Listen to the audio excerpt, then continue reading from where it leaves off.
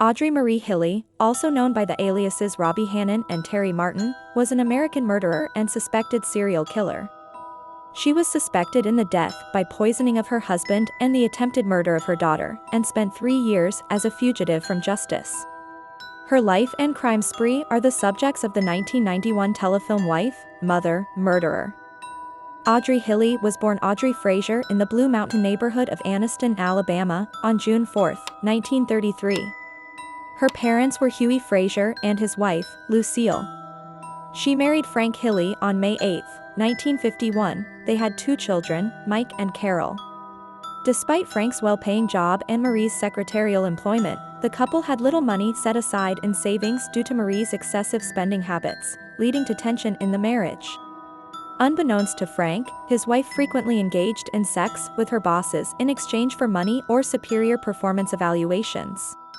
He began suffering from a mysterious illness, as did his son Mike, but Mike's symptoms, which his doctors attributed to stomach flu, abruptly stopped when he moved away to attend a seminary. In 1975, after returning home early due to his illness, Frank found Marie in bed with her boss. He turned to Mike, then an ordained minister living in Atlanta, for advice. In May 1975, shortly after a visit from Mike, Frank visited his doctor complaining of nausea and tenderness in his abdomen, being diagnosed with a viral stomachache. The condition persisted and he was admitted to a hospital, where tests indicated a malfunction of the liver. Doctors diagnosed infectious hepatitis. Frank Hilley died early in the morning of May 25, 1975. Frank's autopsy, performed with his wife's permission, revealed swelling of the kidneys and lungs, bilateral pneumonia, and inflammation of the stomach. Because the symptoms closely resembled those of hepatitis, that was listed as his cause of death and no further tests were conducted. Frank had maintained a moderate life insurance policy, secretly taken out by Marie at the time of his initial illness, that she redeemed for $31,140. 3 years later, Marie took out a $25,000 life insurance policy on her daughter Carol. A $25,000 accidental death rider took effect in August 1978. Within a few months, Carol began experiencing nausea and was admitted to the emergency room several times.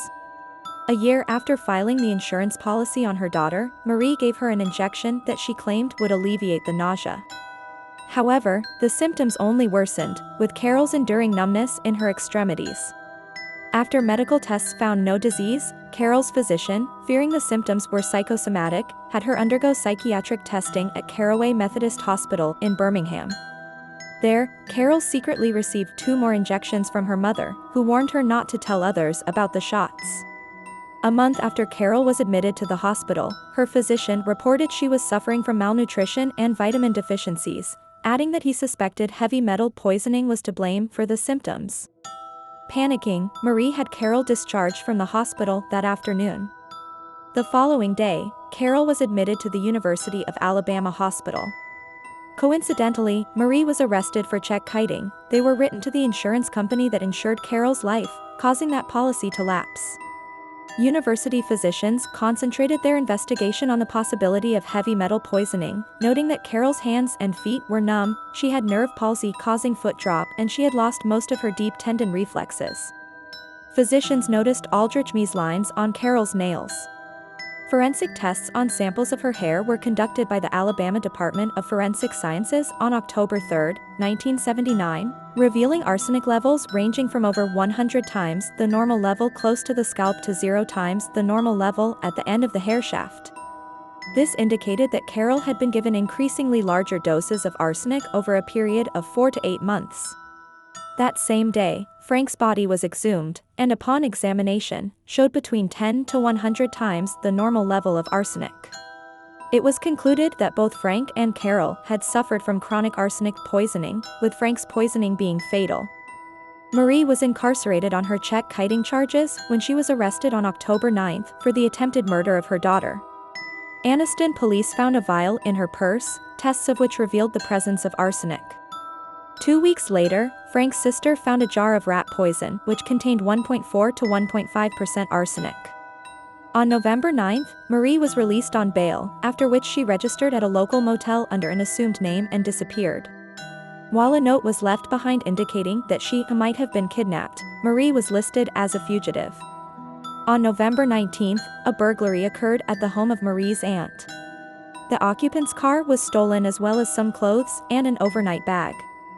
Investigators found a note in the house reading, "Do not call police. We will burn you out if you do. We found what we wanted and will not bother you again."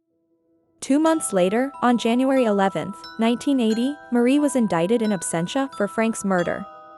Subsequently, investigators found that both her mother and her mother-in-law, Carrie Hilley, had significant, but not fatal, traces of arsenic in their systems when they died. The remains of Sonia Marcel Gibson, an 11-year-old friend of Carol's who had died of indeterminate causes in 1974, were also exhumed and examined, but were found to contain only a normal amount of arsenic. Gibson was one of the many neighborhood children who had fallen ill after drinking beverages that they had been given during visits to the Hilley household. 2 police officers who had been dispatched to a domestic disturbance at the Hilley household also reported coming down with nausea and stomach cramps after drinking coffee that Marie had offered them. Although police and the FBI launched a massive manhunt, Marie Hilley remained a fugitive for a little more than 3 years. Under the alias Robbie Hannon, Marie traveled to Florida and met a man named John Greenleaf Homan III. They lived together for more than a year before marrying on May 29, 1981, at which point she took his last name. The couple moved to New Hampshire. Late in the summer of 1982, she left New Hampshire, telling her husband that she needed to attend to family business and to see some doctors about an illness.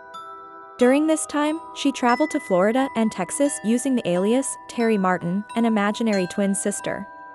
During the trip, Marie called Homan as Terry and informed him that Robbie had died in Texas, saying there was no need for him to claim the body because it had been donated to medical science.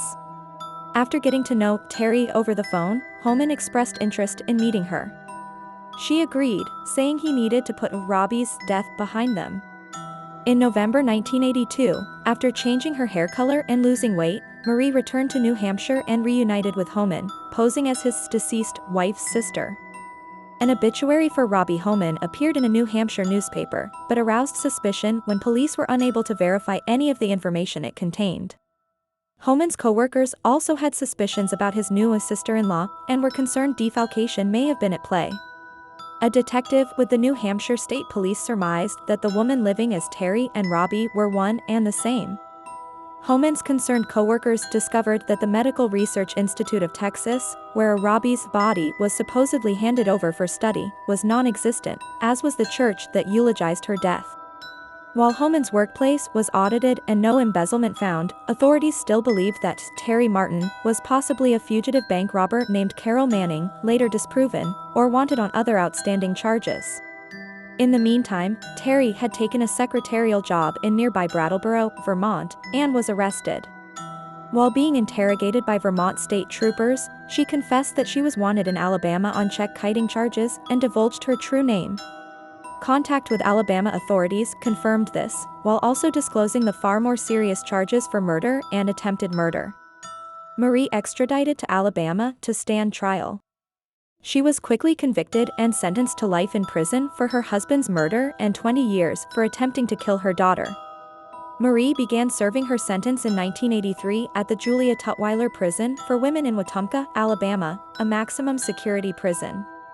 Due to her clerical career, she was often assigned to perform paperwork and was considered a quiet model prisoner. This good behavior earned her several one-day passes from prison, from which she returned as scheduled. In February 1987, Marie was given a 3-day pass to visit Homan, who had moved to Anniston to be closer to his wife. They spent a day at an Anniston motel, and when Homan left for a few hours, she disappeared, leaving behind a note for asking his forgiveness. Homan promptly alerted police. Her escape prompted an inquiry into Alabama's furlough policy. 4 days after she vanished from the motel, Marie was found delirious on the back porch of a house in Anniston. The woman who found Marie described her appearance as scary, stating she was dirty with mud on her face and long fingernails. She alerted police, who then summoned paramedics. Marie was conscious at the scene but lost consciousness while being transported to a nearby hospital for treatment. Upon arrival, she suffered a heart attack. Doctors attempted to revive her but were unsuccessful, and she was pronounced dead 3.5 hours after being found. The coroner believed she had been crawling around in the woods, drenched by 4 days of frequent rain and exposed to temperatures that dropped to around freezing. Her final cause of death was attributed to hypothermia and exposure.